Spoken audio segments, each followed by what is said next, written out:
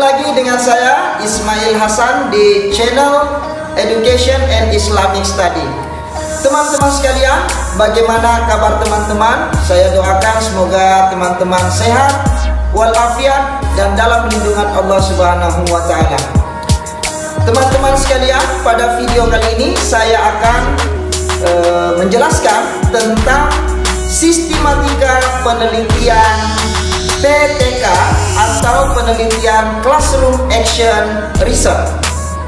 Sebelum kita melihat bagaimana sistematika penelitian PTK mulai bab 1 sampai bab 5, jangan lupa teman-teman silakan untuk like, subscribe, dan komen pada video ini jika ada pertanyaan-pertanyaan yang akan dilontarkan oleh teman-teman sekalian.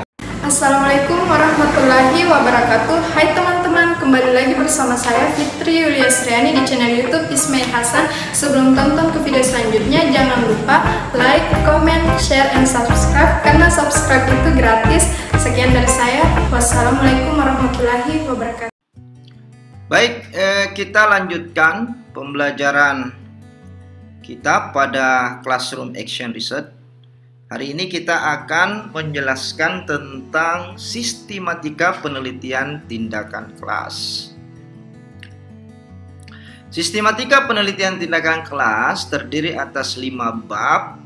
Bab 1 tentunya pendahuluan yang berisi tentang latar belakang masalah, rumusan masalah, tujuan penelitian, manfaat penelitian.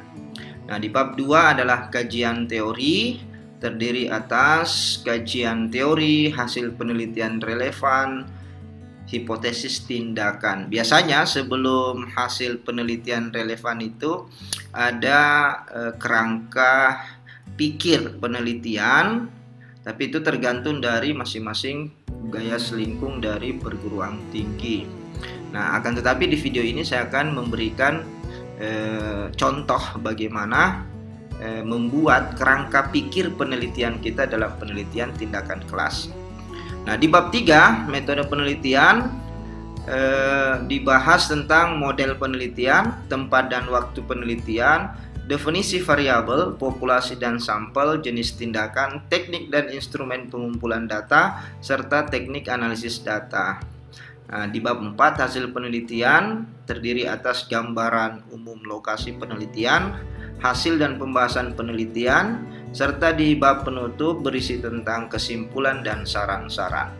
Baik teman-teman, hari ini kita akan memberikan satu contoh judul untuk kita kupas secara tuntas dan secara konkret bagaimana sistematika penelitian tindakan kelas, contoh dalam pembuatan skripsi atau pembuatan jurnal-jurnal penelitian. Nah, contoh judul penelitiannya meningkatkan prestasi belajar fisika siswa kelas 10 SMA 10 Sinjai pada materi gunung meletus melalui penggunaan model pembelajaran eksperimen. Jadi treatmentnya adalah model pembelajaran eksperimen. Yang akan ditingkatkan adalah prestasi belajar fisika siswa kelas 10. Nah, di bab 1 pendahuluan, apa isi di bab 1 di latar belakang masalah. Nah, minimal teman-teman mengisi yang pertama, permasalahan apa yang terjadi di dalam kelas sehingga guru berniat untuk memecahkannya. Nah, masalah tersebut terkait tentunya dengan proses pembelajaran ataupun hasil belajar yang dirasa kurang memuaskan. Nah, karena di sini adalah yang akan ditingkatkan prestasi belajarnya, berarti teman-teman harus menjelaskan alasan mengapa prestasi belajarnya itu rendah dalam pembelajaran fisika, terutama dalam materi gunung meletus. Nah, paling tidak guru harus dapat menguraikan 4 alasan tentang adanya permasalahan tersebut yang didukung dengan data dan fakta. Contohnya, yang pertama yang harus ada di latar belakang, proses belajar siswa kurang aktif. Nah, jika kurang aktif tentunya ada data dong. Data apa yang mendukung bahwasanya dan menjelaskan bahwa proses belajar siswa itu kurang aktif. Misalnya dengan data pengamatan atau data hasil kuesioner. Tuh. Selanjutnya, hasil belajar siswa belum memuaskan. Nah, jika hasil belajar belum memuaskan, apa faktanya, apa datanya? Nah, misalnya berdasarkan nilai-nilai ujian atau hasil pekerjaan rumah siswa. Selanjutnya, yang ketiga, yang harus ada di latar belakang masalah adalah terdapat penjelasan bahwa kondisi terjadinya masalah disebabkan oleh sesuatu yang penting untuk dipecahkan dan dilaksanakan perbaikan. Dan yang keempat, solusi yang ditawarkan, misalnya tadi di judul model pembelajaran eksperimen, itu solusinya harus berdasarkan hasil penelitian atau hasil eksperimen, bahwa model pembelajaran eksperimen itu dianggap mampu meningkatkan prestasi belajar siswa atau hasil belajar siswa. Selanjutnya, di rumusan masalah, maka lahirlah rumusan masalah. Yang pertama, bagaimana aktivitas belajar siswa kelas 10 SMA 10 pada mata pelajaran fisika pada materi gunung meletus dengan model pembelajaran eksperimen. Yang kedua, rumusan masalah kedua, apakah prestasi belajar siswa kelas 10 SMA 10 pada materi gunung meletus meningkat dengan menggunakan model pembelajaran eksperimen. Kemudian di tujuan penelitian berisi tentang, ini harus sesuai dengan rumusan masalah. Jika rumusan masalahnya 2, berarti tujuan penelitiannya juga 2. Begitu pula hasil penelitiannya. Tujuan penelitiannya adalah untuk mendeskripsikan aktivitas belajar siswa kelas 10 SMA 10 pada mata pelajaran fisika pada materi gunung meletus dengan model pembelajaran eksperimen. Dan yang kedua, untuk meningkatkan prestasi belajar fisika siswa kelas 10 SMA 10 pada materi gunung meletus dengan menggunakan model pembelajaran eksperimen. Nah, manfaat penelitiannya berisi tentang manfaat bagi guru, manfaat bagi siswa, dan manfaat untuk yang lainnya. Selanjutnya, pada kajian teori, teman-teman mengisi di bagian A adalah kajian teori, kemudian hasil penelitian relevan, dan hipotesis tindakan. Nah, di kajian teori, karena judulnya tadi tentang proses pembelajaran eksperimen dan prestasi hasil belajar, maka kajian teori yang harus ada di situ yang pertama teori model pembelajaran eksperimen, kemudian teori atau kajian model lama termasuk yang hal-hal yang kurang dari teori tersebut. Maksudnya di sini adalah teori yang digunakan oleh guru atau model lama yang digunakan oleh guru selama ini. Kemudian teori prestasi belajar dan materi pelajaran tentang gunung meletus tadi. Kemudian hasil penelitian yang relevan. Hasil penelitian yang relevan berkaitan dengan model pembelajaran eksperimen dan dengan jadi hasil penelitian relevan itu yang berkaitan dengan model pembelajaran eksperimen, yang mana hasil penelitian itu meningkatkan prestasi belajar. Minimal teman-teman di sini mengisi 2 hasil penelitian serta mengungkapkan perbedaan dengan apa yang akan diteliti. Jadi penelitian orang lain dan penelitian teman-teman itu letak atau perbedaannya itu di mana? Itu diungkapkan di bagian sub hasil penelitian relevan. Dan yang ke bagian C adalah hipotesis tindakan. Nah, di hipotesis tindakan ini contohnya dalam mengisi adalah penggunaan model pembelajaran eksperimen dapat meningkatkan, bisa juga bahasanya, penggunaan model pembelajaran eksperimen diduga dapat meningkatkan prestasi belajar fisika siswa kelas 10 SMA 10 Sinjai pada materi gunung meletus. Nah, ini contoh yang saya jelaskan di awal tadi, bahwa contoh kerangka berpikir untuk penelitian tindakan kelas Jadi kita bagi 3, kondisi awal, kemudian tindakan, dan kondisi akhir. Nah, di kondisi awal, misalnya guru belum menggunakan model pembelajaran eksperimen, kemudian prestasinya itu rendah. Kemudian tindakannya, guru menerapkan model pembelajaran eksperimen. Kemudian siklus pertama penerapan model eksperimen, kemudian siklus kedua penerapan model eksperimen dengan perbaikan. Nah, inilah nanti kondisi akhirnya. Diduga penerapan model pembelajaran eksperimen dalam 2 siklus dapat meningkatkan prestasi belajar fisika siswa. Selanjutnya kita pindah ke bab 3, metode penelitian. Metode penelitian di bagian A membahas tentang model penelitian. Nah, silakan teman-teman nanti melihat di video saya tentang model-model penelitian PTK. Dapat memilih salah satunya. Nah, salah satu contohnya adalah model Kemis dan Robin Michael Tegart ini, di mana berisi tahap pertama plan atau perencanaan, kemudian action dan observasi, kemudian reflection. Nanti di situ tinggal teman-teman menguraikan setiap tahap-tahap dalam penelitian model Kemis ini. Dan ingat, selain teori yang dijelaskan, juga secara operasional apa yang akan teman-teman lakukan. Nah, nanti bisa dilihat di contoh model-model penelitian PTK di video saya, itu sudah ada dijelaskan secara konkret di situ. Selanjutnya tempat dan waktu penelitian. Nah, tempat dan waktu penelitian, tempatnya di kelas 10 di SMA 10 Kabupaten Sinjai. Contoh ini ya, misalnya Jalan Poros Sinjai Kajang kilometer 5 Desa Tongke-Tongke Kecamatan Sinjai Timur. Nah, waktu penelitian teman-teman itu membagi dengan membuat time schedule, rencana kegiatan. Misalnya poin pertama, tahap persiapan. Apa yang teman-teman lakukan, misalnya menyusun rencana awal PTK dan seterusnya, dibuatkan waktunya. Poin nomor 1, 2, 3 itu maksudnya minggu pertama, minggu kedua, minggu ketiga, dan seterusnya.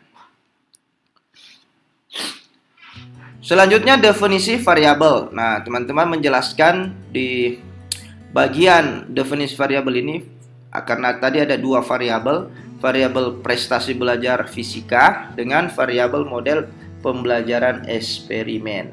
Nah, ini contohnya variabel prestasi belajar fisika adalah akumulasi hasil tes ulangan harian. Jadi yang dimaksud prestasi belajar fisika adalah akumulasi hasil tes ulangan harian. Selanjutnya populasi dan sampel penelitian. Teman-teman bisa juga melihat di video saya bagaimana penentuan populasi dan penentuan sampel penelitian. Nah, contohnya di sini secara konkret, populasi penelitian adalah keseluruhan siswa kelas 10 di SMA 10 Kabupaten berjumlah 32 orang. Nah, sampel penelitiannya adalah 32 orang dengan teknik pengambilan sampel jenuh. Selanjutnya di jenis tindakan. Nah, jenis tindakan pada penelitian tindakan kelas ini adalah jenis tindakan kelas eksperimental. Nah, PTK eksperimental ialah apabila PTK diselenggarakan dengan berupaya menerapkan berbagai teknik atau strategi secara efektif dan efisien di dalamnya suatu kegiatan belajar mengajar. Nah, adapun tindakan yang dilakukan adalah penerapan model pembelajaran eksperimen dan langkah-langkah tindakannya sebagai berikut. Jadi, di sini diuraikan penerapan model pembelajaran eksperimen itu karena ada sintaksnya atau tahapan-tahapan pelaksanaan model pembelajaran, teman-teman harus menguraikan di sini. Selanjutnya di teknik dan instrumen pengumpulan data, contohnya teknik pengumpulan data namanya teknik observasi, instrumen pengumpulan namanya lembar atau pedoman observasi. Tujuan dari data penelitian itu adalah untuk mendapatkan data tentang aktivitas pembelajaran penerapan model pembelajaran eksperimen mulai dari awal sampai akhir pembelajaran. Kemudian teknik pengumpulan data yang kedua adalah teknik tes. Nah, instrumennya teknik tes apa? Instrumennya adalah lembar soal. Untuk apa lembar soal itu? Data apa yang ingin dihasilkan atau dikumpulkan? Nah, data nilai hasil belajar siswa, sebelum dan setelah penerapan model pembelajaran eksperimen pada materi gunung meletus. Kemudian teknik pengumpulan data selanjutnya adalah teknik pengumpulan dokumen. Data dalam bentuk dokumen. Nah, instrumennya adalah pedoman atau lembar dokumen. Tujuan pengumpulan itu, data apa yang akan dikumpulkan? Nah, tujuan pengumpulan data penelitiannya adalah data tentang sejarah sekolah, identitas guru, dan identitas siswa dalam bentuk dokumen atau administrasi yang ada di sekolah tersebut. Selanjutnya teknik analisis data. Nah, teknik analisis data teman-teman mengisi di bagian ini. Yang pertama adalah uji validitas dan reliabilitas instrumen penelitian, kemudian uji normalitas dan homogenitas, kemudian analisis data statistik deskriptif, kemudian analisis data pilot sampel tetes atau menggunakan rumus N-gain. Terserah teman-teman mau menggunakan bantuan aplikasi SPSS atau secara manual menggunakan rumus-rumus. Dan di bab 4 hasil penelitian. Yang pertama, gambaran umum lokasi penelitian. Teman-teman menjelaskan secara singkat sekolah, struktur lembaga satuan pendidikan, karena tadi di SMA berarti satuan pendidikannya adalah SMA. Kemudian bagaimana kondisi gurunya, kondisi siswanya, dan kondisi kelas atau kondisi sarana di dalam kelas yang kita teliti di kelas 10 itu. Kemudian dan lain-lain sesuai dengan kebutuhan data penelitian kita yang sesuai.